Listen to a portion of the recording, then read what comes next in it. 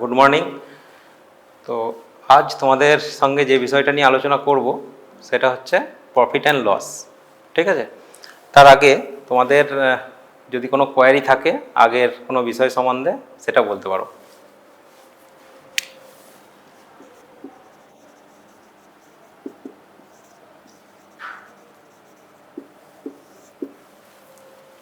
বেশ, আমরা তাহলে প্রফিট অ্যান্ড লস শুরু করি। দেখো, কিছু জিনিস মনে রাখতে হবে। কি? যেমন ধরো কস্ট প্রাইস,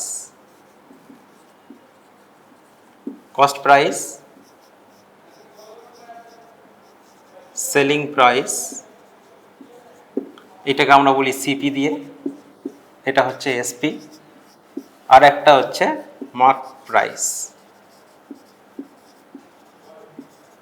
মার্ক প্রাইস মানে হচ্ছে যেটা আমরা বলি এমআরপি। ঠিক আছে, এই তিনটে জিনিসের উপর মূলত প্রফিট অ্যান্ড লস জিনিসটা কিন্তু দাঁড়িয়ে আছে। ঠিক আছে, তাহলে দেখো, যদি কখনো এই সিপিটা আর এসপিটা আমি বিয়োগ করব, তাহলে যদি আমি লাভ করতে চাই, ঠিক আছে, তাহলে যদি আমি প্রফিট করতে চাই, দেখো দুটো জিনিস বলেছি, প্রফিট অ্যান্ড লস। তাহলে যদি প্রফিট করতে যাই তাহলে কি করব?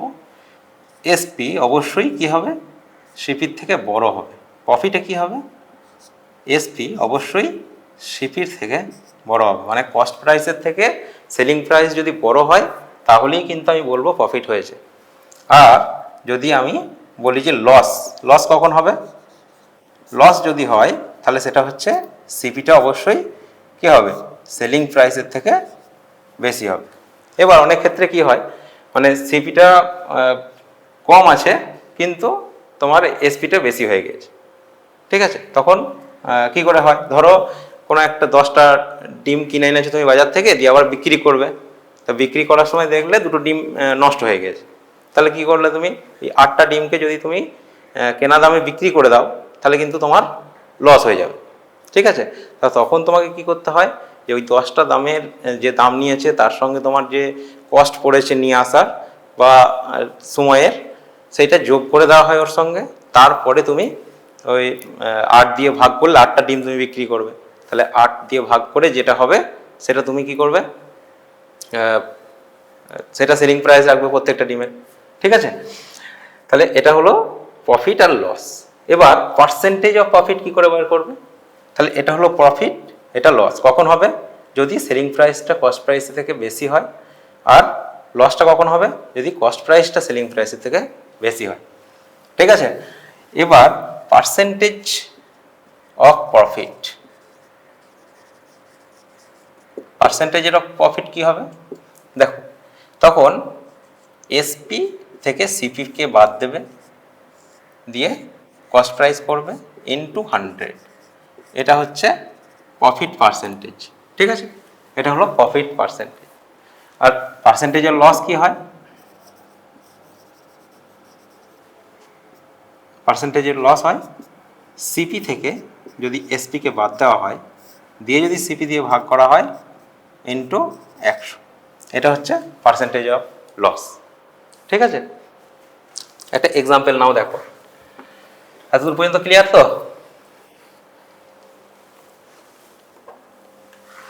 তাহলে এ percent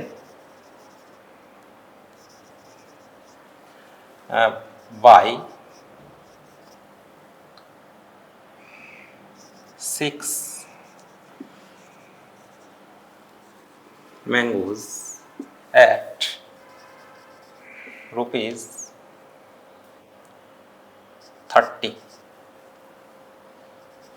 and sells them at 36. Okay, find the profit percentage.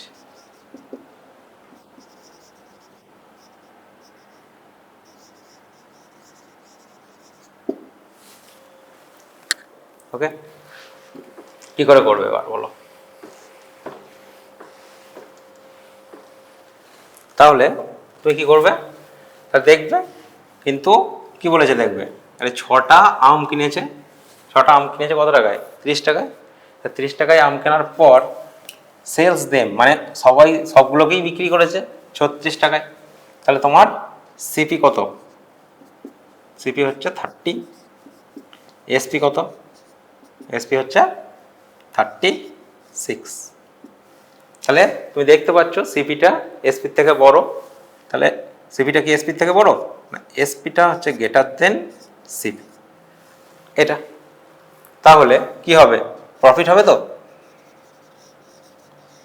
তাহলে প্রফিট ইকুয়ালস টু কত হবে?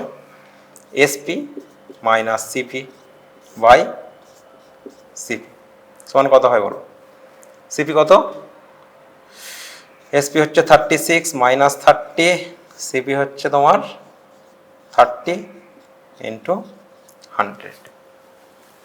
ওকে, তাহলে দেখো 6/30 ইন্টু 100, তাহলে কত হলো? এই 0 0 কেটে গেল, 3 দুগুণে 6, তাহলে কত হলো? 20%। তাহলে প্রফিটের পার্সেন্টেজ আমি কিন্তু পেয়ে গেলাম। ঠিক আছে, রিপ্লাই দাও, না হলে তো সমস্যা। তোমাদের পরীক্ষা হবে কিন্তু সামনে।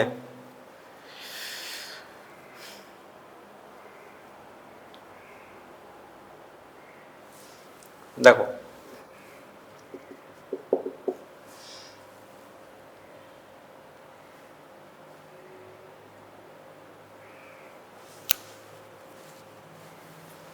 mark price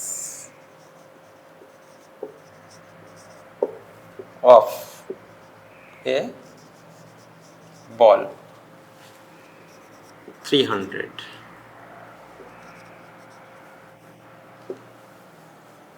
you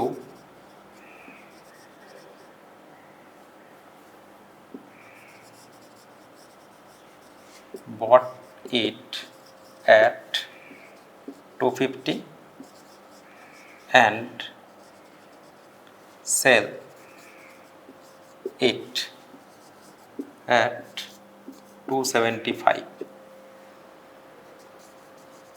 What is the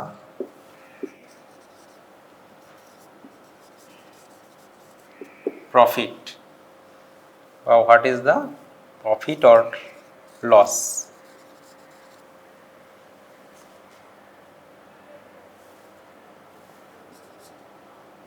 What is the profit and loss of you? ঠিক আছে, কি করেছো? একটা বল তুমি কিনেছো, কোথায় কিনেছো? দোকানে কিনেছো, দিয়ে কি করেছো তুমি? 300 টাকায় কিনেছো বলটা। 300 টাকা হচ্ছে মার্ক প্রাইস। তাহলে মার্ক প্রাইসের পর তুমি কিনেছো কত টাকায়? 250-তে। সেটা আবার বিক্রি করে দিয়েছো 275 টাকায়। ঠিক আছে, তাহলে অ্যান্ড আরেকটা যোগ করে নাও,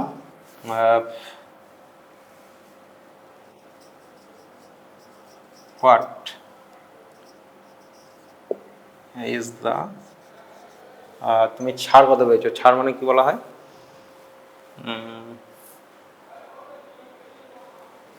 what is the discount? Discount you gate.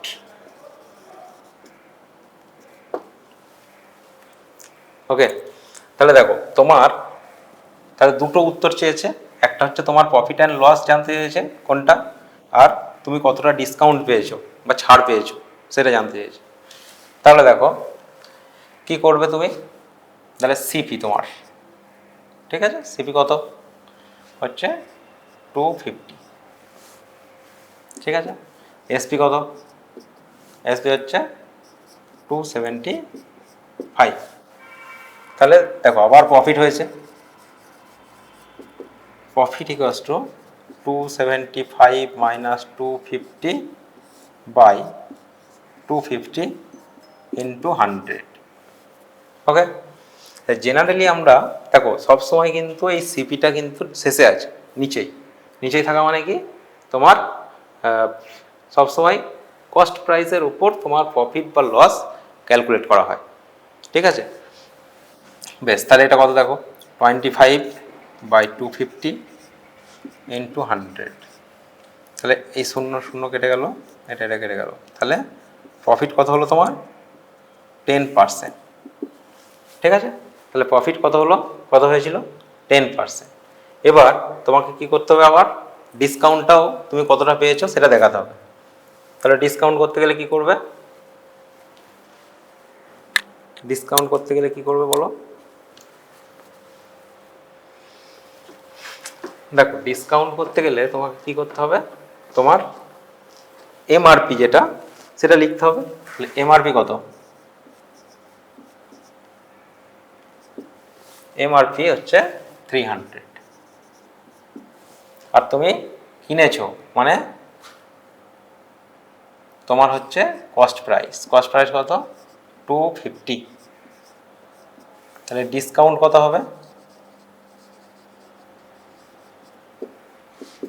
দেখো এমআরপি থেকে বাদ যাবে, কোনটা যাবে বাদ, 250। দেখো একটু ক্লিয়ার করতে হবে, ডিসকাউন্টটা মানে কি, এমআরপিটা তখন তোমার কস্ট প্রাইসের মতো কাজ করবে। ঠিক আছে, কেন না এর উপরে তোমাকে ছাড়টা দিচ্ছে, ঠিক আছে, ইন্টু 100%। ঠিক আছে, তাহলে কত হবে, 50/300 ইন্টু 100, এটা তাহলে দেখো কেটে গেল, তাহলে কত হলো, 50/3% ইকুয়ালস টু কত হবে, 2/3%। এটা হচ্ছে discount. Clear, the ratio of cost price and selling price is 10:1, 11. Find the profit percentage.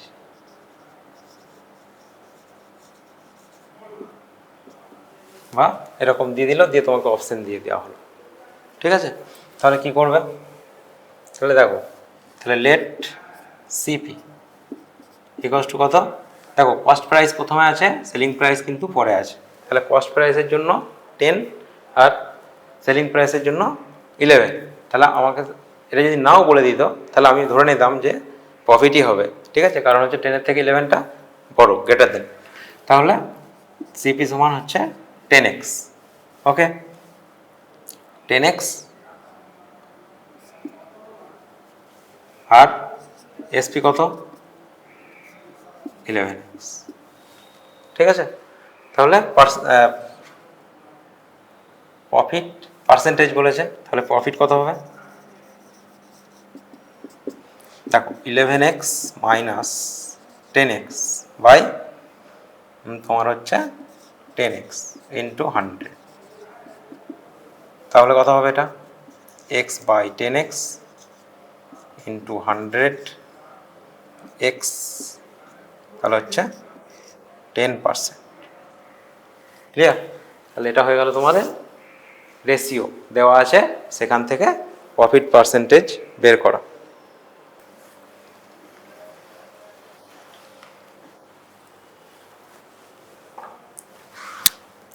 দেখো, if a seller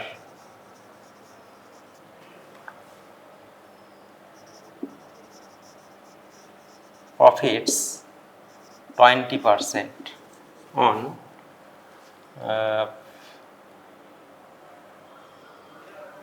profits on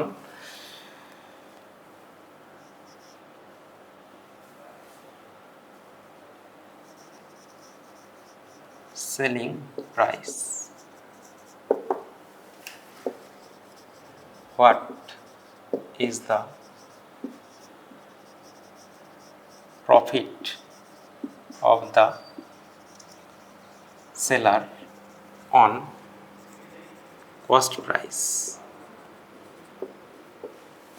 ওকে, তাহলে সেলারটা কি করেছে, 20% প্রফিট করেছে সেলিং প্রাইসের উপরে। তাহলে বিক্রয় মূল্যের উপর যদি 20% প্রফিট করে তাহলে কস্ট প্রাইসের উপর কতটা প্রফিট করবে। ঠিক আছে, তাহলে দেখো বোঝা যাচ্ছে তো, কেউ কিচ্ছু বলছে না। বেশ, দেখো তাহলে 20% প্রফিট, তাহলে এই কথাটা ভালো করে জানতে হবে। Profit 20% on selling price. এর অর্থ হচ্ছে এসপিটা 100 if SP equals to 100 rupees, cost price equals to 80 rupees। তো এই যখন জিনিসটা থাকবে যে profit 20% on selling price means SP 100 CP 80। ওকে, এইটুকু যদি তুমি বুঝে যেতে পারো তাহলে অঙ্কটার কিছু অসুবিধা নেই। ক্লিয়ার? তাহলে এখানে কি বলবে তাহলে দেখো, তাহলে কস্ট প্রাইস পেয়েছি, সেলিং প্রাইস পেয়েছি, আর কি করতে হবে, কস্ট প্রাইসের উপরে তোমাকে প্রফিট বার করতে হবে। ঠিক আছে, তাহলে profit on cost price equals to কত হবে, দেখো সেলিং প্রাইস থেকে কস্ট প্রাইস বাদ দিই আমরা, দেখো 100 মাইনাস 80 বাই কত, কস্ট প্রাইসের ওপর বলেছে মানে কস্ট প্রাইস ইন্টু 100। ঠিক আছে, প্রফিট তাহলে 20/80 ইন্টু 100, 24,4,2,5 ইকুয়ালস টু 25%। ঠিক আছে, তাহলে প্রফিট অন কস্ট প্রাইস কত হলো, প্রফিট অন কস্ট প্রাইস কত হলো, তাহলে 25% হলো, যদি সেটা সেলিং প্রাইসের ওপরে থাকে। ঠিক আছে, দেখো আমি আর লিখছি না, এবার তোমাদের বোঝানোর জন্য বলছি। ধরো একটা বিক্রেতা, ঠিক আছে, একটা জিনিসকে প্রথমে 20% ছাড় দিল, তারপরেই আবার 10% ছাড় দিল। ঠিক আছে, ছাড় মানে আমি নিচের দিকে চিহ্ন দিয়ে বোঝানোর চেষ্টা করছি তোমাকে। তাহলে একটা সেলার যখন কোনো জিনিস তোমাকে বিক্রি করছে তখন সে প্রথমে 20% ছাড় দিল, তারপরে 20% ছাড় দিল। ধরে নাও তুমি এমআরপিটা আছে ধরো 600,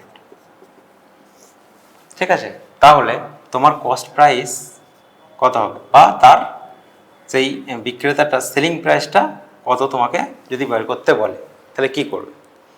দুরকমভাবে করা যায়। একটা হচ্ছে যে এই এমআরপির ওপরে প্রথমে 20% ছাড় দিয়ে কত হচ্ছে সেটা বার করবে, আর একবার যেটা হলো সেটার উপরে 10% ছাড় দেবে, দিয়ে যেটা হলো সেটাই হচ্ছে ওর সেলিং প্রাইস বা তোমার কস্ট প্রাইস। ঠিক আছে, তাহলে আমি যদি ওইভাবে না করি তাহলে আর একটা জিনিস আছে, এই যে পরপর ছাড় দেওয়া এটাকে বলা হয় সাকসেসিভ ডিসকাউন্ট।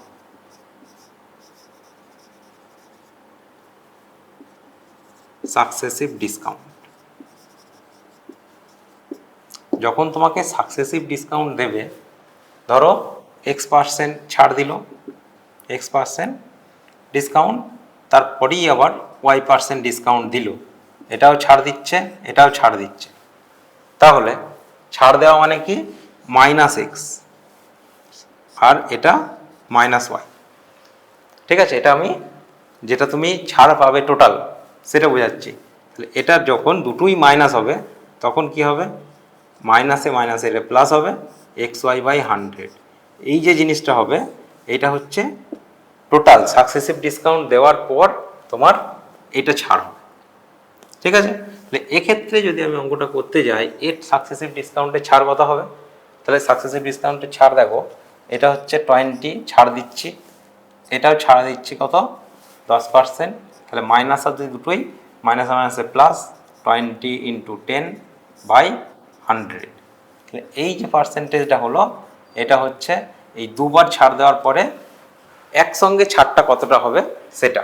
তাহলে কত হবে, এটা -30 প্লাস টু, এটা তাহলে এটা হচ্ছে -28, তাহলে এটা তো হয় না, তাহলে এটা আমি কি লিখি 28% ছাড়। এবার আমি এখানে আসি, বুঝতে পেরেছো সবাই? বেশ, এবার দেখো দুটো জিনিস যে সেম হচ্ছে সেটা তোমাকে বোঝাচ্ছি আমি। দেখো তোমাকে কি বের করতে হবে, এর এসপিটা তোমাকে বের করতে হবে দুটো সাকসেসিভ ডিসকাউন্ট দেওয়ার পর। তাহলে প্রথম যে ডিসকাউন্টটা দিল 600, তার উপরে কত পার্সেন্ট ছাড় দিয়েছে? 20% ছাড় দিয়েছে। দেখো 20% ছাড় মানে আমি 20/100 লিখতে পারি, বা আমি যদি, বেশ এটা বোঝো প্রথমে, তাহলে এটা কেটে গেল, কত হবে তাহলে 120। এই 120 টাকাটা ছাড় হলে তাহলে যদি আমি প্রথমবার বিক্রি করতো তাহলে কত টাকায় বিক্রি করতো, সে দ্বিতীয়বার ছাড়টা দিল না, তাহলে কত টাকায় বিক্রি করতো? 600 থেকে 120 বাদ দিয়ে যে টাকাটা হতো সেটাই বিক্রি করতো, তাহলে কত হতো? 480 টাকায় বিক্রি করতো। এরপরে কিন্তু আবার একটা ছাড় দিয়েছে, কত পার্সেন্ট? 10%। তাহলে সেক্ষেত্রে 600-র ওপর কিন্তু আর হবে না, কত হবে এটা? 480। 480-র উপরে 10% ছাড় দিয়েছে, ঠিক আছে? তাহলে দেখো এইটা কেটে যাবে, ঠিক আছে? কত হলো তাহলে? 48 রুপিস ছাড় দিল। তাহলে এখন SP2, এটাই কিন্তু আসল এসপিটা, ঠিক আছে? তা এখন কত এসপি হবে? এই যে 480 থেকে কত হলো 48 বাদ, তাহলে কত হবে? 2। এটা কত হবে? 5, 3, আর এটা হচ্ছে 4, তাহলে 432। যদি এমআরপি 600 থাকে তাহলে 20% আর 10% যদি সাকসেসিভ ডিসকাউন্ট দেয় তাহলে সেই দ্রব্যটার বিক্রয় মূল্য কত হবে? 432 টাকা। এবার আমি যদি ডাইরেক্ট 28% ছাড় দিয়ে দিতাম এখানে, ঠিক আছে, তাহলে তাহলে কি হতো দেখো, তার আগে এটা এভাবে হলো তো। এবার ধরো 20% ছাড় দেওয়া মানে কি, যখন এমআরপিটা 100 হবে তাহলে তোমার সেলিং প্রাইস কত হবে? 80, ঠিক আছে? ডাইরেক্ট করতে যদি চাই তখন কি করব, এই 100 থেকে এই 20% যেহেতু ছাড়, 100 থেকে বাদ দেবো, ঠিক আছে? যত ছাড় দিয়েছি তত, তাহলে এখানে কিন্তু ডাইরেক্ট বেরিয়ে যাবে। দেখো এটা কত বেরিয়েছে? 480। দেখো এবার দেখো যদি এমআরপি কত হয়? 1 হয়, তাহলে কত হবে? 80/100। আর যদি 600 হয় তাহলে কত হবে? 80/100 ইন্টু 600। দেখো তাহলে এই 0 এটা কেটে গেল, তাহলে 480। দেখেছো একই অ্যান্সার, কিন্তু তোমাকে একবার যদি তুমি এইভাবে করো ডাইরেক্ট, তুমি পার্সেন্টেজটা কতটা ছাড় দিয়েছে সেটা, তাহলে এটা কিন্তু ছাড় বেরোলো, সেটা কিন্তু তোমাকে বিয়োগ করতে হবে, তুমি সেলিং প্রাইসটা পাবে। কিন্তু যদি তুমি ডাইরেক্ট করে নাও যে 20% ছাড় মানে হচ্ছে, যদি এমআরপি হয় 100, সেলিং প্রাইস কত হবে? 80, ক্লিয়ার? তাহলে তুমি ডাইরেক্ট তুমি বার করতে পারবে এটা 480 হবে। সিমিলারলি 480-র উপরে 10% ছাড় মানে কি? 10% ছাড় দিয়েছি তো, তাহলে 10% ছাড় মানে কি? 10% ছাড় দেওয়া হয়েছে, তা 10% যদি ছাড় দিই তাহলে 480-র উপরে এমআরপি আর একইভাবে করে নাও। এমআরপি 100 হলে সেলিং প্রাইস কত হয়? 10% ছাড় মানে হচ্ছে 90, ক্লিয়ার? তাহলে কত হবে? 1 হলে এসপিটা কত হবে? 90/100, আর হচ্ছে 480 যদি হয় তাহলে এসপিটা কত হবে? 90/100 ইন্টু 480। তাহলে দেখো এসপিটা একবারে ডাইরেক্ট বেরিয়ে যাবে। 9 8 কত হয়? 72, 9 4 36, আর 7 কত হয়? 43। তাহলে এ দেখো একবারে কিন্তু উত্তরটা চলে, তোমাকে আর বাদরা দিতে হচ্ছে না। তাহলে কখন বিয়োগ করতে হবে আমাকে, কখন বিয়োগ করতে হবে না, সেই আইডিয়াটা যেন থাকে, ঠিক আছে? এবার আমি কি বোঝাবো বলেছিলাম, যে ডিসকাউন্ট, সাকসেসিভ ডিসকাউন্ট দিয়েছি কত? 20% আর 10% দিয়ে টোটাল ডিসকাউন্ট হয়েছে কত? 28% ডিসকাউন্ট হয়েছে। তাহলে আমি যদি 28% ডিসকাউন্ট পেয়ে থাকি সাকসেসিভভাবে, তাহলে এমআরপি কত হয়? এমআরপি 100 হলে এসপিটা কত হয়? এসপিটা হয় 100 থেকে 28 বাদ। ঠিক আছে, তাহলে কত হবে? 100 থেকে যদি 28 বাদ দিয়ে দিই তাহলে কত হবে?